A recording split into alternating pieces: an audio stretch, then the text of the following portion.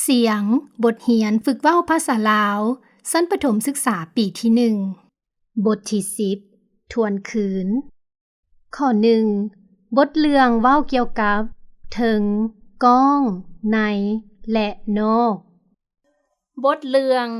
ไปไล่สัตว์น้ำกัน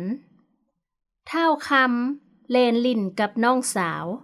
อายเฮาลิ้นไล่สัตว์นำกันเนาะมีสัตว์อยู่ให้สาลี ไปเทิงภู น้องยังบ่เห็นมัน